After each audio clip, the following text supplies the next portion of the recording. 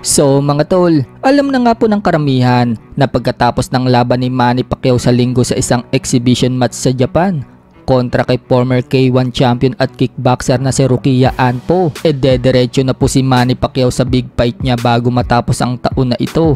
Yan po ang pagbabalik niya sa professional boxing at haharapin itong WBC welterweight world champion Mario Barrios. Sa latest interview nga po mula sa presidente ng MP Promotion na si Sean Gibbons, sinabi nito mga tol na tinatarget umano nila na labanan si Mario Barrios pagtungtong ng 46th birthday ni Manny Pacquiao sa December.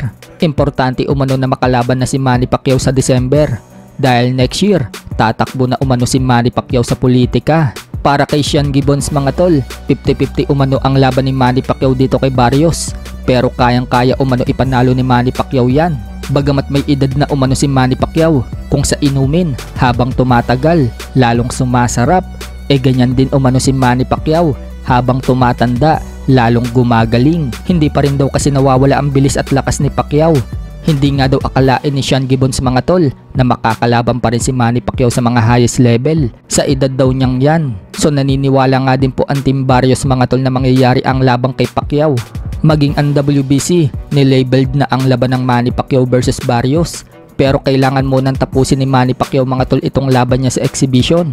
Matigas nga din itong makakalaban ni Pacquiao mga tol at 6-footer ang taas. Sa kabilang banda naman mga tol, matapos po nating maibalita sa previous vlog natin na maglalaban itong si Canelo Alvarez versus Edgar Berlanga sa September 14. Ngayong araw nga lang mga tol, sumabog po ang balita.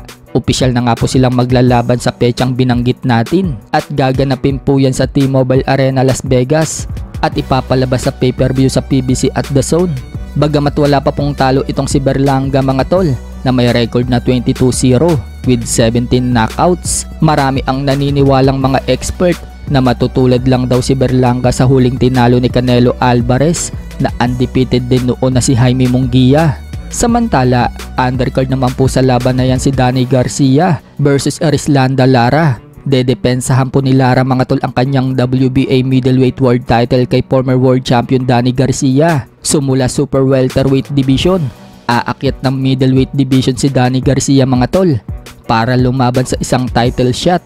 Sa iba pang balita mga tol, Junto Nakatani nangunguna na sa Daring Magazine ranking sa bantamweight division at umakyat pa sa pang number 9 spot sa pound for pound list, habang si Errol Spence Jr. naman mga tol lumagapak sa pang number 10 spot sa pound for pound. Mukha magtutuloy-tuloy ang pag-angat ni Junto Nakatani mga tol sa pound for pound, lalo na kapag nakuha nito ang Daring Magazine belt.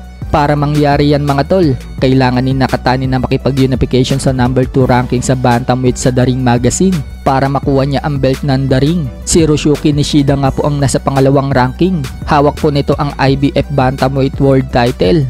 Pero mukhang ang gustong makalaban ni Nakatani mga tol ay itong si WBA bantamweight world champion Takuma Inoue. Sa ibang banda naman mga tol, mukhang interesadong bumaba ng 118 pounds itong si Luis Nery. Matapos po kasi ang impresibong panalo ni Nakatani kay Astrolabio, nagpost si Luis Nery sa kanyang social media account ng katagang 118 at sa comment section mga tol, marami ang nagtatanong kay Luis Nery kung si Nakatani nga ba ang target niya.